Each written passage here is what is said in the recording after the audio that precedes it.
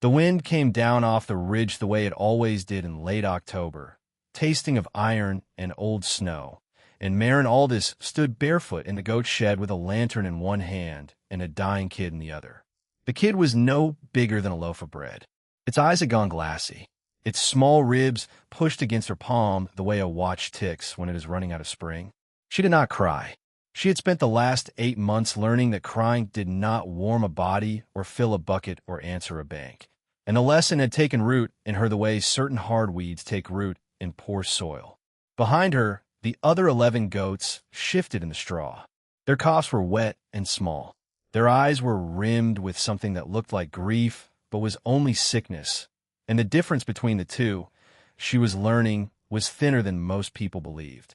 "Stay," she whispered to the kid, though she did not know if she was speaking to the animal or to herself. "Stay with me 1 more hour. That's all I'm asking." Outside, past the sagging fence and the black shape of the barn her husband had built the summer before the fever took him, the lights of Hollow Bend flickered along the single crooked street. She could see the yellow square of the mercantile window. She could see the church steeple against the low, bruise-colored sky. She could see, if she leaned, the porch of the bank where 3 men had stood that afternoon and laughed at her. They had not laughed cruelly. That was the part that stayed with her. They had laughed the way men laugh at a child who tries to lift a plow, with something almost like affection, and the affection had been worse than cruelty because it meant they did not believe she was serious. The banker, Elias Corwin, had folded her paper in half and slid it back across the desk and said, "Mrs. Aldous, 12 sick goats is not collateral. 12 sick goats is a mercy waiting to happen." The word mercy had rung in her head all the way home. She set the kid down in the straw and covered it with a square of wool cut from her husband's old coat. She watched its chest until she was sure it was still moving. Then she stood up, and the lantern light caught the line of her jaw, and anyone who had known her before the fever would not have recognized the woman standing there. She was 31 years old. She had a widow's hands and a farmer's shoulders and a schoolteacher's straight back, and she had exactly $17 hidden in a tin behind the flour barrel. And she had 4 months until the first thaw, and she had 12 sick goats, and she had a plan so small and so strange that she had not yet dared to say it out loud. She said it out loud now, to the kid in the wool, because the kid could not judge her. "Cheese," she said. "I'm going to make cheese." The word hung in the cold air like a small white bird. Then she blew out the lantern and walked back to the house, and somewhere between the shed and the door, she decided that Hollow Bend was going to eat what she made, or Hollow Bend was going to bury her trying. And either way, she was done being laughed at. She had come to Hollow Bend 7 years earlier on the back of a wagon with a husband and a trunk of books and a head full of the wrong kind of hope. Tomas Aldous had been a quiet man with a slow smile and a habit of humming while he worked, and he had believed, the way certain men believe, that the frontier would be kind to him because he was kind to it. He had built the house himself, board by crooked board, on a stretch of land the previous owner had given up on. He had dug the well. He had cleared the stones. He had planted an orchard of 6 apple trees that had never, in 7 years, produced more than a bushel between them, and he had loved those trees the way other men loved their horses. He had brought the goats home one at a time. That was the part Maren remembered most clearly now. He had not gone out and bought a herd. He had traded, over 3 years, for 1 goat and then another, choosing each one the way another man might choose a wife. A brown doe with a white blaze he called Constance. A small black nanny with a torn ear he called Judge, because she looked at everything with disapproval. A pale gray yearling he called Sunday, because he had brought her home on a Sunday and the name had stuck. 12 in all. 12, by the summer the fever came through, and 12 still when she buried him under the smallest apple tree, because it was the only one with roots deep enough not to move in the wind. The fever had taken 4 other people in Hollow Bend that summer. It had taken the blacksmith's wife and the 2 Peterson boys and a traveler whose name no one ever learned. It had spared Maren, and she had never decided whether that was a kindness or a debt. She had tried, in the months after, to keep the farm the way Tomas would have kept it. She had failed at almost everything. The orchard had sulked. The garden had gone to seed.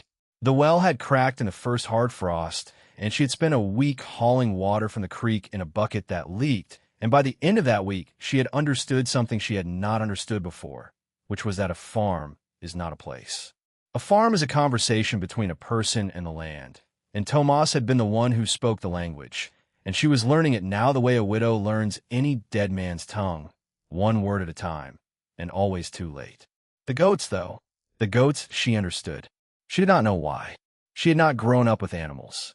Her father had been a printer in St. Louis, and her mother had taught piano to the daughters of men who thought their daughters ought to play piano. And Marin had come west with a trunk of books and no idea what a hoof looked like up close. But the goats had taken to her the way some animals take to some people, without asking permission, and by the second winter she could tell each one by the sound of its cough in the dark, and by the third winter she could tell each one by the way it leaned against her leg when it wanted salt. Which was why, when the sickness came into the shed in September, she had known before the vet did. She had known by the way Constance stopped leaning. She had known by the way Judge's disapproval went out of her eyes. She had known by the way Sunday, who had always been the loudest, went quiet. The vet was a thin man named Halloran who rode a circuit through 4 counties and arrived in Hollow Bend once a month whether anyone wanted him or not. He had looked at the goats for a long time, and he had run his hands along their sides, and he had lifted their lips and looked at their gums, and finally he had straightened up and taken off his hat and said, "Mrs. All this I don't rightly know. You don't know what it is? I know what it isn't. It isn't the pox. It isn't the blackleg. It isn't the foot rot. It's something that makes them cough and go off their feed and lose flesh, and I've seen it 3 times in my life, and every time a herd has gone by spring." She had stood very still in the shed doorway. "Is it catching to people? Not that I've seen. Is it catching to other animals? Not that I've seen. Then I'll keep them," she had said. Halloran had looked at her for a long moment. He had been a widower himself. She remembered, though his wife had died so long ago that no one in town could recall her face. He had put his hat back on slowly. "Mrs. Aldis," he had said, "I am telling you what I would tell my own sister. Shoot them. Burn the shed. Salt the ground. Start over in the spring with 2 clean does from the Peterson place. And count yourself lucky you caught it before it took the whole county. I can't shoot them. You can. You just don't want to." "I can't," she had said again, and the word had come out flat, and Halloran had understood that it was not a question of sentiment. It was a question of arithmetic. 12 goats were the only things standing between her and the road. And the road, for a widow with $17, led to one of 2 places, neither of which she was willing to go. He had left without charging her, which was its own kind of kindness. That had been 6 weeks ago. In those 6 weeks, she had done 3 things. She had walked to the county library in Prairie Fork, 22 miles each way, and she had read every page of a book called The Practical Dairyman that the librarian had let her borrow against a signature and a promise. She had walked to the Peterson farm, and she had traded her mother's silver hair comb, the last thing of value she owned, for a small copper kettle and a coil of cheesecloth and a wooden press that old Peterson had built for a cousin who never came to claim it. And she had begun, very quietly, to milk her sick goats. The book had said something that had stopped her in the aisle of the library and made her sit down on the floor with the book open on her knees.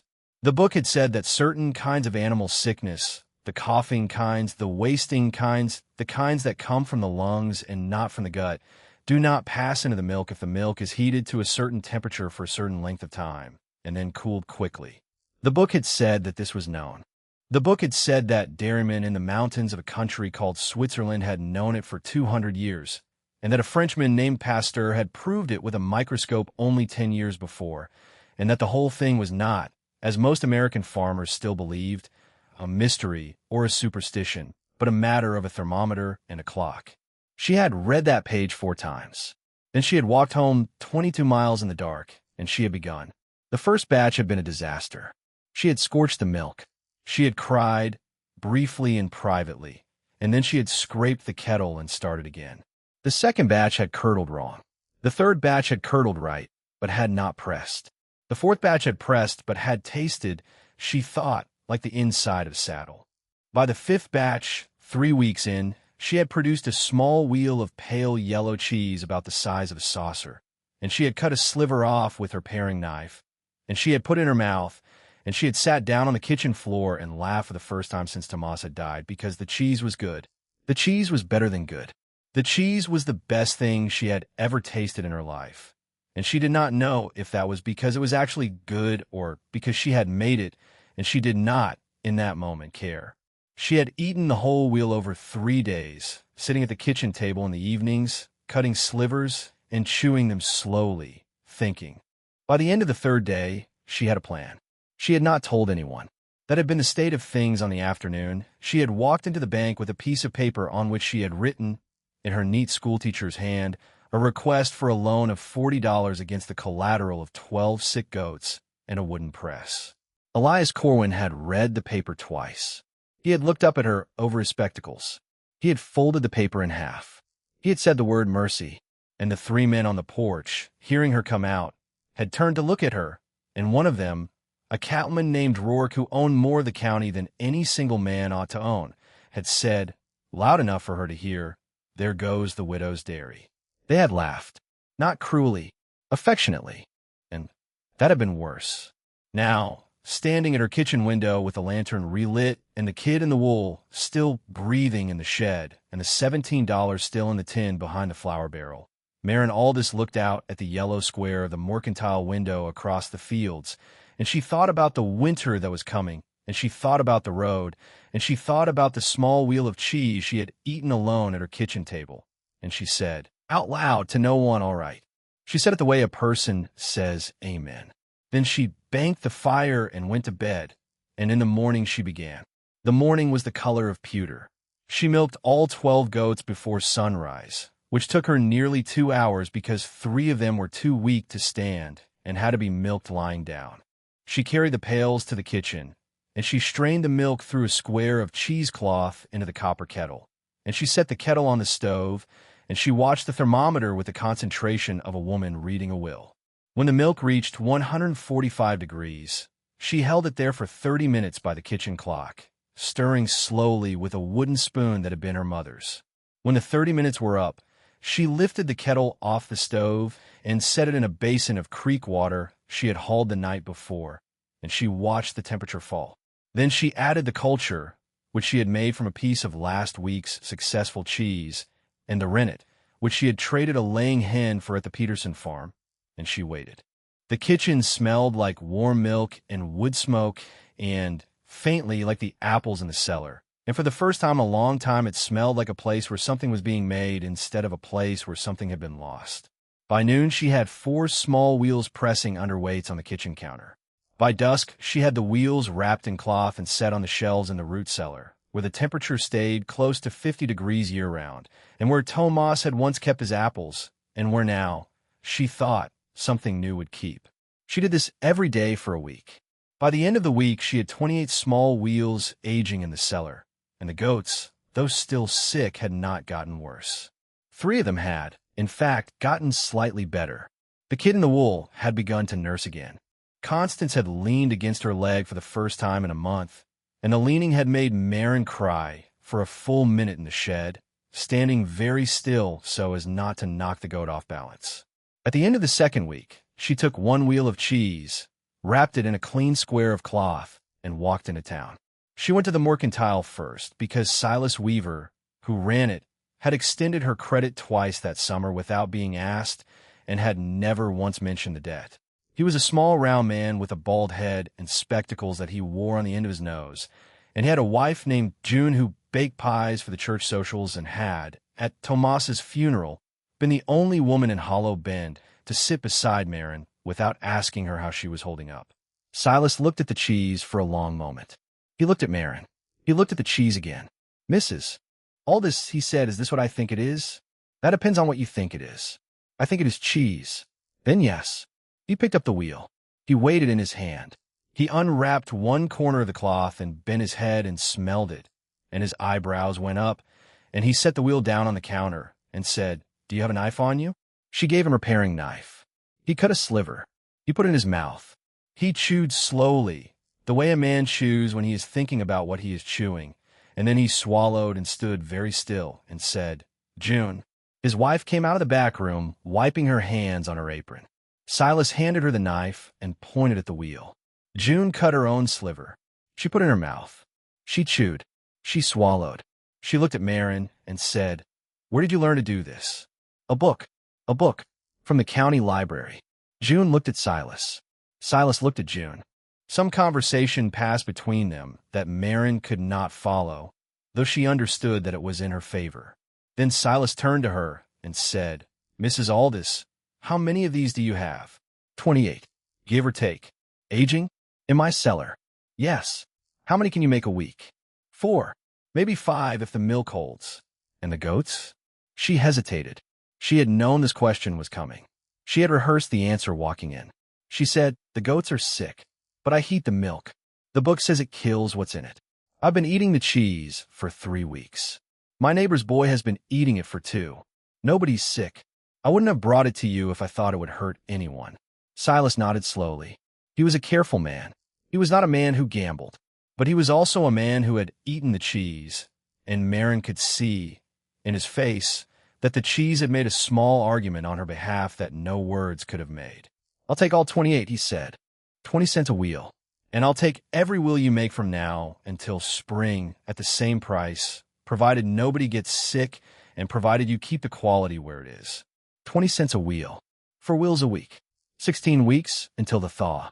She did the arithmetic in her head, so fast it felt like falling down a flight of stairs. $12.80. Plus the 28 already made. Nearly $18. Not enough to save the farm outright, but enough to keep the goats fed. Enough to keep her fed. Enough to buy time. She did not smile. She had learned not to smile at moments like this, because smiling made men reconsider. She said, "I'd like it in writing." Silas laughed, a short, surprised laugh, and he wrote it out on a piece of butcher paper right there on the counter, and he signed it, and she signed it, and June signed it as a witness, and Marin walked out of the mercantile with a piece of butcher paper folded in her coat pocket that was, she understood, the first contract she had ever signed in her own name. She did not go home directly.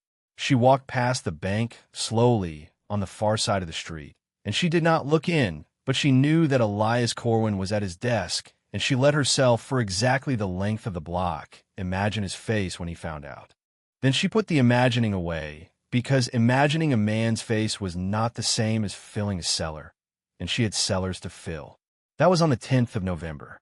By the 15th of November, Silas had sold every wheel. By the 20th, he had come out to the farm in his wagon to ask if she could make more. By the 1st of December, 3 families from the far side of the county had ridden in a hollow bend specifically to buy her cheese, having heard about it from a cousin who had heard about it from a brother-in-law. And Silas had raised the price to 25 cents a wheel without asking her, and had given her the extra nickel per wheel in a small cloth bag that he pressed in her hand and would not let her refuse. By the 10th of December, the first snow had come, and with it the first hard thing. The first hard thing was Rourke. He rode out to her farm on a Tuesday morning, alone, on a big bay horse that stood taller than her fence. He did not dismount. He sat in the saddle and looked down at her from under the brim of a hat that was cleaner and newer than anything she owned. And he said, "Mrs. Aldis, I hear you've been making cheese." "That's true." "I hear it's selling." "That's also true." "I hear the goats are sick." She did not answer. Rourke shifted in the saddle. He was not an unkind-looking man.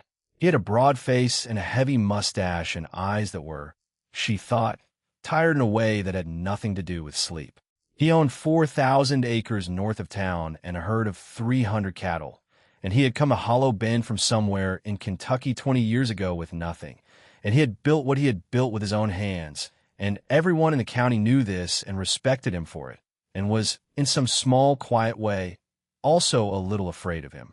"Mrs. Aldis," he said, "I'll be direct. There's talk in town. There's always talk in town.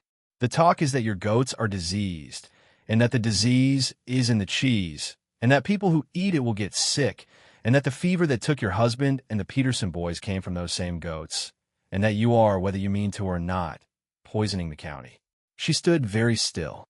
The cold had gotten into her hands, and she pushed them into her coat pockets, so he would not see them shake, though she was not sure whether they were shaking from cold or from something else. "That's a lie," she said. "I didn't say it was true. I said it was the talk." "Who's talking?" He looked at her for a long moment. Then he said, "I'll tell you something, Mrs. Aldis, because I respect what you're doing, whether you believe that or not. The talk started 3 days ago. It started at the bank." She did not say anything. She could not have said anything.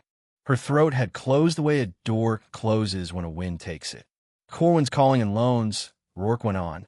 "Half the small farms in the county are behind on their notes, and he's been carrying them because there's nobody else to buy the land if he forecloses. But if he can get the county to believe that your operation is a public danger, he can shut you down. And if he shuts you down, folks who were hoping to trade cheese money for feed money this winter will be back to owing him. And he can foreclose on 3 or 4 properties by spring and consolidate them and sell them east of the railroad." The railroad, the spur, coming up from Prairie Fork. It's not decided yet, but the survey team was in Corwin's office last month. If the spur comes through Hollow Bend, land along the creek is worth 10 times what he'd pay for it at foreclosure. She looked up at him. "Why are you telling me this?" Rourke was quiet for a long moment. Then he said, "Because my wife died of the same fever, Mrs. Aldis, in '79. And I remember what people said about our house. And I remember who said it. And I remember which of them came to the funeral and which of them stayed home and counted what they thought they were going to get." He touched the brim of his hat. He turned the horse. He rode away without saying goodbye. And Maren stood in her yard in the snow for a long time after he was gone. And then she went into the shed and sat down in the straw next to Constance. And Constance leaned against her leg, and Maren put her forehead against the goat's warm, dusty flank and stayed there until the light began to fail. She did not cry. She was past crying. But she made a decision in the shed that afternoon that she would not have made a month before, which was that she was not going to let Elias Corwin take the county from the people who lived in it, and that she was going to do this using the only weapon she had, which was cheese. That night, she wrote 3 letters. The first was to the county health inspector in Prairie Fork, a man named Dr. Whitfield, whom she had never met, but whose name she had seen on a notice tacked to the wall of the library.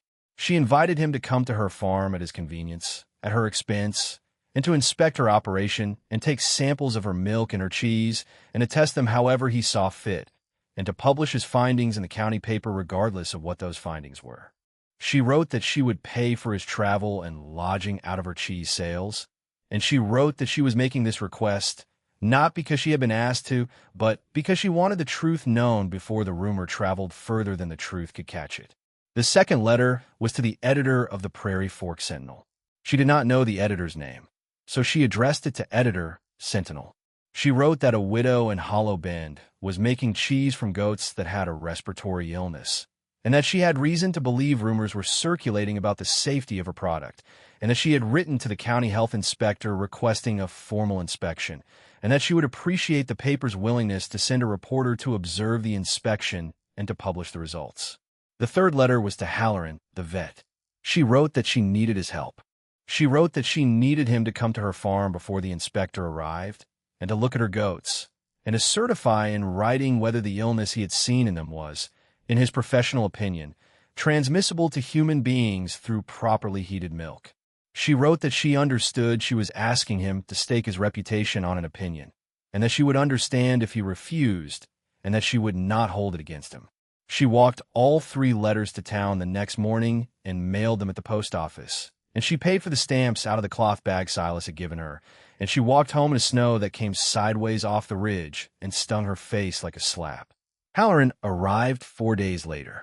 He did not send word ahead. He simply rode up to her gate on a Thursday afternoon and dismounted and tied his horse and walked into the shed without asking. And he was there for nearly 3 hours. He took samples. He listened to lungs with a wooden stethoscope. He looked at teeth and eyes and hooves. He wrote things down in a small leather book. He did not speak to her the entire time. When he was done, he came out of the shed and stood in the yard and looked at her. "Mrs. Aldis," he said, "I owe you an apology." "For what?" "For telling you to shoot them." She did not say anything. "I've been thinking about it since October," he said. "I've been thinking about what I said, and I've been thinking about what I've seen since, and I want you to understand that I said what I said because I was afraid for you, not because I was certain. I have never been certain about this illness. Nobody has. But I've been reading since October, and I've been writing to a man in Chicago who studies these things. And I want to tell you what I now believe, which is that your goats have a chronic respiratory condition that is not, in my opinion, transmissible to humans, and that even if it were, the heating process you're using would destroy it. I will put that in writing. I will sign it. I will testify to it in front of any inspector or judge or newspaper you care to bring. She stood very still. The snow was falling again, small dry flakes that did not seem to belong to any particular direction. "Why?" she said. Halloran took off his hat. He turned it in his hands. He was not a young man. He was not, she thought, a happy man. But there was something in his face that afternoon that had not been there in October. "Because I have been a vet in this county for 22 years, Mrs. Aldis, and in those 22 years I've told a great many people to shoot a great many animals. And most of the time I was right, and some of the time I was wrong. And every time I was wrong, I told myself it was the price of being careful. And then I met you, and I told you shoot yours, and I rode home, and I could not sleep. And I have not slept well since. And when your letter came, I understood why.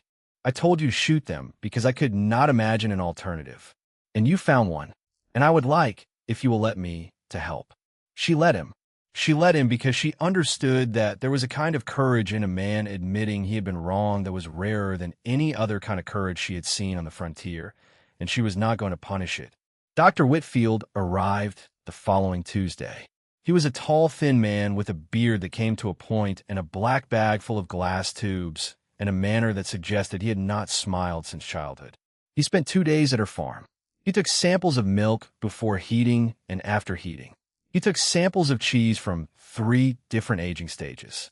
He took samples of the goat's saliva, blood, and manure. He packed everything into his bag and rode back to Prairie Fork without telling her what he thought. The reporter from the Sentinel, a young woman named Iris Beale who wore trousers under her skirt and wrote in a small notebook with her left hand, stayed for 3 days. She interviewed Marin. She interviewed Halloran. She interviewed Silas Weaver at the Mercantile. She interviewed 3 families who had been buying the cheese for a month. She interviewed, at Marin's suggestion, Elias Corwin at the bank, and she came back from that interview with her mouth set in a line and did not say what he had told her, only wrote it down. She left on the 4th day with a promise that the story would run the following week. In the meantime, Marin kept making cheese. The goats kept coughing. The kid in the wool, whom she had named, after some hesitation, Hope, because the name had felt embarrassing but true, grew stronger and began to follow her around the shed on her small, unsteady legs. 2 of the older goats died in the middle of December, quietly, in the night, and Marin buried them behind the barn and did not tell anyone in town, because she did not want the news to travel before Whitfield's report did. She kept a small notebook of her own, in which she recorded every batch, every temperature, every timing, every yield. She began, tentatively, to experiment. She added a pinch of the wild thyme that grew along the creek to one batch, and the batch came out with a subtle green note that Silas said made him want to eat the whole wheel in one sitting. She let another batch age longer, 6 weeks instead of 3, and the flavor deepened into something that reminded her, unexpectedly, of the smell of Tomas's coat in the cedar chest. She was, without quite meaning to, becoming a cheesemaker. The Sentinel article ran on the 23rd of December, 3 days before Christmas. Iris Beale had titled it at the top of the 2nd page, in letters that seemed to Marin too large for the modesty of the subject, "The Widow of Hollow Bend and the Cheese That May Save a County." Marin read it twice, sitting at her kitchen table with the paper spread out in front of her and a cup of coffee going cold at her elbow. The article laid out the facts. It described her goats, her method, her cellar. It quoted Halloran at length. It quoted Whitfield's preliminary findings, which stated that no pathogens capable of causing human illness had been isolated from any sample of her cheese, and that the heating process she used was, in Whitfield's professional opinion, more than sufficient to render the milk safe for human consumption. It quoted Silas Weaver saying that he had been eating a wheel a week since November and had never felt better in his life. It quoted, briefly and devastatingly, Elias Corwin saying that he had never made any claim about the safety of Mrs. Aldis's product and that any suggestion to the contrary was a misunderstanding. It ended with a paragraph that Marin read 3 times. The paragraph read, "In a county where the winter is long and the credit is short, where a widow with 12 sick goats can be dismissed as a mercy waiting to happen. The story of Hollow Bend this December is a story about what a woman can build when she is told she has nothing left to build with. Mrs. Aldis's cheese is not a miracle. It is arithmetic, patience, and refusal. But in a season when families along the creek are choosing between flour and firewood, arithmetic, patience, and refusal may prove to be miracle enough." Marin folded the paper. She sat for a long time with her hands flat on the folded paper. Then she got up and went out to the shed and told the goats, one by one, what the article had said, because there was no one else to tell, and because they were, in the end, the ones who had done the work. Christmas came and went. She spent it alone, as she had spent the year before, though this year Silas and June Weaver sent their oldest boy out with a basket of biscuits and a jar of pear preserves and a note that said, "In June's careful hand, you are not alone. You are only quiet." Marin cried when she read it, standing in her doorway with the basket in her hands. And then she went inside and ate 2 biscuits with a slice of her own cheese and felt, for the first time in a very long time, something that was not exactly happiness, but was in the same neighborhood. On the 3rd of January, a letter came from a merchant in Prairie Fork asking if she could supply him with 15 wheels a week at 30 cents a wheel delivered to the depot. On the 7th, a letter came from a hotel in Kansas City, forwarded from the Sentinel offices, asking if she could ship cheese by rail. On the 12th, a woman she did not know knocked on her door and asked if Marin would teach her how to make cheese. The woman's name was Alma Peterson, the youngest daughter-in-law of old Peterson, and she had, she said, 6 goats of her own and no money and a husband who had broken his leg falling off a roof in October and who could not work until spring. Marin looked at her for a long moment. Then she stepped back from the door and said, "Come in. I have a kettle on." By the end of January, Marin had taught 4 women. By the middle of February, she had taught 7. They came to her kitchen on Wednesdays. They brought their own kettles and their own cheesecloth and their own thermometers, which Silas had begun stocking at the mercantile specifically because of them. They stood around her stove in a half circle and watched and asked questions and took notes and went home and tried and failed and came back and tried again. And by the end of February, there were 7 farms in the county making cheese, and Silas had had to expand the shelving in the back of the mercantile, and the Sentinel had run a second article, and a merchant in St. Louis had written asking about wholesale terms. And that was where the second hard thing came. The second hard thing came in the form of a letter with an embossed letterhead and a signature that looked, at first glance, like a signature Marin almost recognized. The letter was from an attorney in Kansas City representing a dairy concern that had, the letter stated, been made aware of small cheese operation in Hollow Bend that was producing a product of some regional interest, and the dairy concern wished to make Mrs. Aldis an offer. They would purchase her operation, including her livestock, her equipment, her recipes, her method, and the exclusive right to use her name in connection with the product for the sum of $4,000, payable in full upon signing. For $1,000. She sat at her kitchen table with the letter in her hand, and she read it 3 times, and she thought about what $4,000 would mean. It would pay off her mortgage. It would pay off the notes on the 7 small farms that were now making cheese with her. It would let her keep her land, and it would let her walk away from the making of cheese and take up something quieter, and it would, in a very real sense, be the closing of a chapter that had begun in a goat shed with a dying kid in her hand. She sat with the letter for a full day. She did not tell Silas. She did not tell Halloran. She did not tell the 7 women. She sat with it. On the second day, she saddled her old mare and rode out to Rourke's ranch. She had not been there before. It was a low, sprawling place, more sensible than grand, with a long porch and a windbreak of cottonwoods and a cluster of outbuildings that had the settled look of things that had been where they were for a long time. Rourke came out onto the porch when he saw her coming. He did not seem surprised. "Mrs. Aldis, Mr. Rourke, I need advice." He nodded once. He waved her into the house. His housekeeper brought coffee. Marin showed him the letter. He read it slowly, twice, the way he did everything, and then he set it down on the table between them and looked at her. "You want to know what I would do?" I want to know what you would tell your sister to do." He almost smiled. He did not quite. He said, "Mrs. Aldous, my sister would have told me to mind my own business, and she would have been right. But since you're asking, the offer is real. The money is real. And if you take it, you will regret it every winter for the rest of your life." Why? Because they do not want your cheese. They want your name. They want to make something in a factory in Kansas City and put your name on it. And in 5 years, the name Aldous will mean something that has nothing to do with you or your goats or the 7 women you have taught. And the 7 women will be back to where they were, and the county will be back to where it was, and Cohen will get his railroad after all. Only he will get it because you sold the last thing that was keeping the small farm standing. She was quiet for a long moment.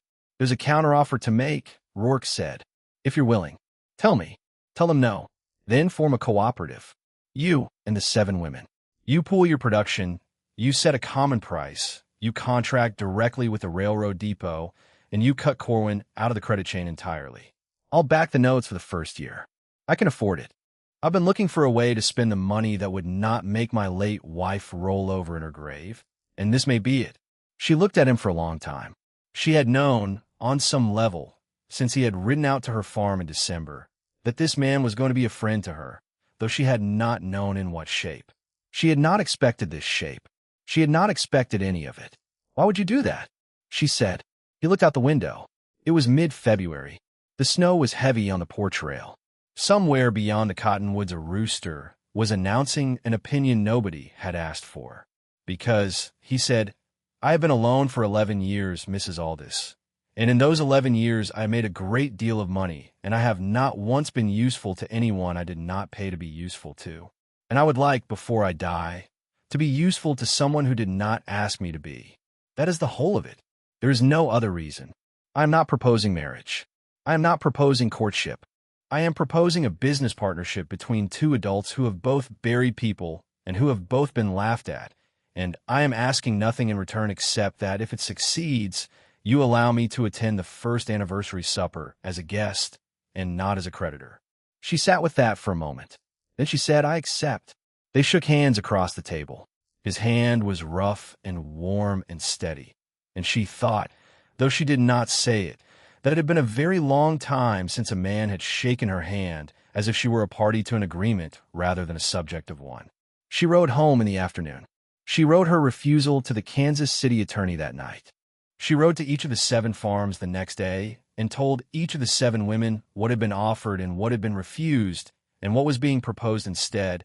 And by the end of the week, the Hollow Bend Cheesemakers Cooperative existed on paper and had 8 founding members and a promissory note from Rourke and a supply contract with the depot at Prairie Fork. The third hard thing came on the last day of February, and it was the hardest. Elias Corwin closed the bank. He did not close it publicly. He did not post a notice. He simply, on a Friday morning, put a padlock on the door and rode out of town on the eastbound stage with 2 trunks and a satchel. And by the time anyone realized what had happened, the depositors at the bank had lost, collectively, everything they had put in. Silas Weaver lost $400. June lost $200 more that she had been saving for a trip to visit her sister in Ohio. The Pedersons lost $180. Halloran lost $60. 3 of the 7 cooperative women lost the small deposits they had made from their first cheese sales. Marin lost $17. It was every cent she had ever put in the bank. It was the tin behind the flour barrel, moved, at Silas's advice, the previous November. The town gathered in the church on the evening of the closure. Nobody had called the meeting. Everyone had simply come. They sat in the pews in their coats with the cold coming up through the floorboards, and they looked at each other, and nobody knew what to say. Rourke stood up first. He said, in his heavy, tired voice, that he had feared this and had not, in his fearing, done enough, and that he was sorry. He said that he would cover the losses of any depositor in the room up to $100 per household from his own pocket as a loan against no collateral and at no interest, to be repaid whenever they were able and forgiven at his death, if they were not. There was a long silence. Then Silas stood up. He said that he could not accept $100 from Rourke because he had lost 4, but he thanked him, and he said that he would accept 50. And he said that anyone in the room who needed credit at the mercantile for the rest of the winter could have it, on his word, without interest and without collateral, and that he trusted them to pay him when they could. Then Halloran stood up. He said that he would treat any livestock in the county for the rest of the year at no charge, because his wife had left him a small pension he had never spent, and he saw no reason not to spend it now. Then June Weaver stood up, which was unusual because June did not often stand up in public. She said that she was going to bake pies twice a week at the Mercantile and sell them by the slice for a nickel, and that the profits would go into a common fund that any family in the county could draw against in an emergency, and that she was going to call the fund the Hollow Ben Winter Fund, and that she would be pleased if anyone else wanted to contribute. Then Alma Peterson stood up, and she looked at Marin across the church, and she said, "Mrs. Aldis, tell them about the cheese." Marin stood up slowly. She had not planned to speak. She had come to listen. She looked around the church, at the faces she had known for 7 years, at the faces she had only recently learned to see, and she took a breath, and she said what she had been thinking for a week without knowing she was thinking it. She said that the cooperative had a contract with the depot at Prairie Fork for 50 wheels a week beginning in April. She said that at 30 cents a wheel, that was $15 a week coming into the county from outside, minus the freight, and that if the cooperative expanded to 15 members by summer, they could double that, and that if they could double that, they could pay off the losses from the bank within 2 years without any help from Rourke, though she thanked him and hoped he would still come to the supper. She said that she had been laughed at in November by men who no longer lived in Hollow Bend, and that the laughter had been the best thing that had ever happened to her, because it had made her angry enough to do the arithmetic. And she said that she thought the town, now, was in a similar position, that it had been laughed at, in effect, by Elias Corwin, and that the laughter, if the town let it, could do the same work. She said that she would teach any woman in the room how to make cheese. She said that she would teach any man too, though she suspected most of them would not come. She said that she had been alone for a long time, and that she was tired of being alone, and that a cooperative, in her understanding of the word, was a way of not being alone that did not require anyone to give up who they were. She said that she was not a leader.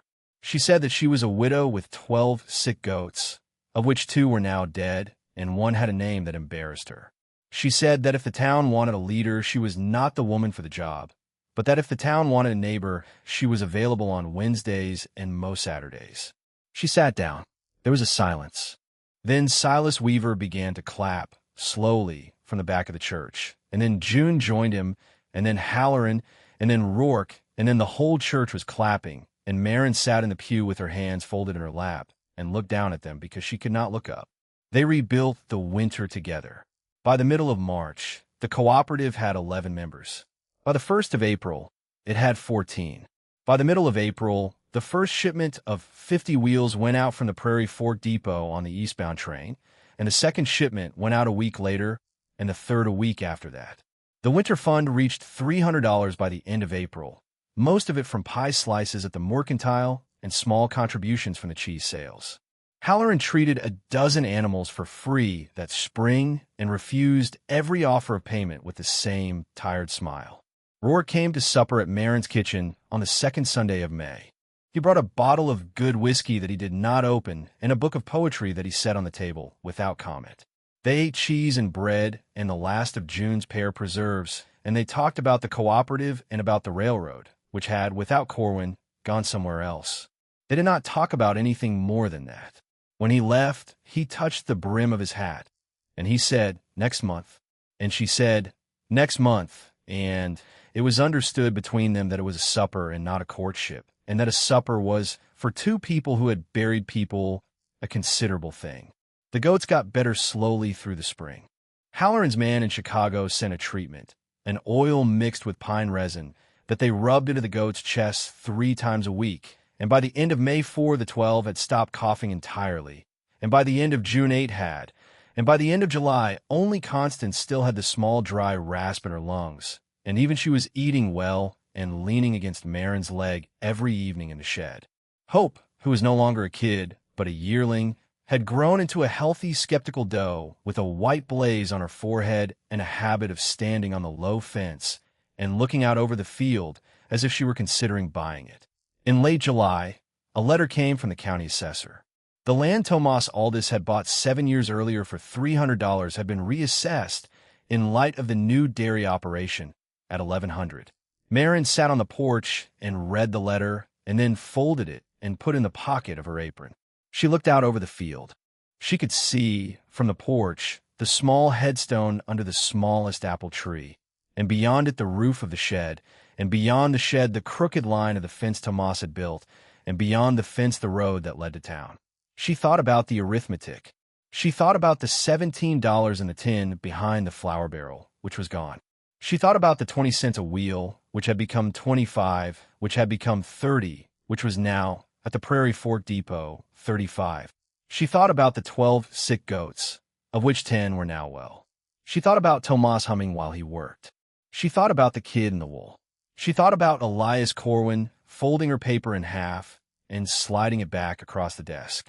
She thought, and she was not proud of this thought, but she thought it, that she hoped Elias Corwin was somewhere on some porch in some town he had run to, reading a newspaper. She hoped he had heard. She did not know if he had. She would never know. And after a while, on the porch that afternoon, she found that she did not need to know. The last night of the summer, she walked out to the shed by lantern light. The way she had walked out on the night the whole thing had begun. Constance was lying in the straw with her head on her paws like a dog. Hope was standing at the fence looking at the moon. The other 8 were arranged in the various shapes that goats arrange themselves in when they are content, which is to say, without any pattern at all. The shed smelled of hay and warm animal and, faintly, of the cheese that was aging in the cellar behind the house. 40 wheels this week, all promised, all paid for in advance. Marin stood in the doorway with the lantern lifted, and she looked at her goats. Well, she said, we did it. Constance opened one eye and closed it again. Marin set the lantern down on the ground, and she sat in the straw with her back against the wall. The way she had sat on the afternoon Rourke had ridden away, and she thought about the woman she had been in October, standing barefoot in the same shed with a dying kid in her hands and a plan she had not dared to say out loud. She thought about how that woman would not have believed any of this. She thought about how, in a certain light, none of this had been about cheese at all. The cheese had been the excuse. The cheese had been the thing she had done because she needed a thing to do. What she had actually been making that whole winter without knowing it was a town, and the town had, in turn, made her. She thought about Tomas. She thought about him humming while he worked. She thought that if he were sitting beside her in the straw, he would not be surprised. He would be, she thought, a little sad that he had missed it, and a little proud that he had picked her out of a room in St. Louis all those years ago, and mostly he would just be sitting there with his hand on her knee and his other hand on Constance's flank, humming. She sat in the shed for a long time. When she finally got up to go into the house, the moon was high, and the yellow squares of the windows in Hollow Bend were mostly dark, and the wind off the ridge tasted, for the first time in a year, not of iron and old snow, but of something warm and green coming up from the south. She walked back to the house with the lantern swinging at her side. She thought, not for the first time that year, and not for the last, that a life is a strange thing, that it is possible to lose almost everything and still, in the losing, find the shape of the thing you were meant to be. That it is possible for a woman with 12 sick goats and $17 and a piece of butcher paper folded in her coat pocket to change the arithmetic of a county, not by being remarkable, but by being unwilling to be laughed at twice. She stepped up onto the porch. She looked back once at the shed, at the small square of light where she had left the lantern for the goats, and she smiled. And it was a smile only she saw, and it was enough. She went inside. She closed the door. She banked the fire. She went to bed. And somewhere in the cellar, in the dark, the cheese kept aging, wheel by wheel, on the shelves that had once held Tomas's apples, feeding a town through what would be remembered for a long time afterward in Hollow Bend. As the winter the widow's goats saved us all. If this story stayed with you, share in the comments which moment you felt most deeply, whether it was Halloran taking off his hat in the yard, or Rourke's quiet offer across the kitchen table, or Marin standing up in the church and saying she was only a neighbor. And if you enjoy original frontier tales of courage, home, and second chances, you're welcome to stay with us for the next one. There is always another lantern to light, and always another shed to sit in, and always another winter that turned somewhere out on the wide American frontier on the stubbornness of one quiet person who refused to be laughed at twice.